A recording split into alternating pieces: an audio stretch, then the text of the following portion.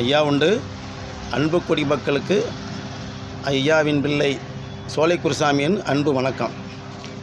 தாளக்கிடப்பாரே தற்காப்பதே தர்மம் என்று நமக்கு உபதேசம் செய்த ஐயா வைகுண்ட மாமணிக்கு 193வது அவதார தினம்.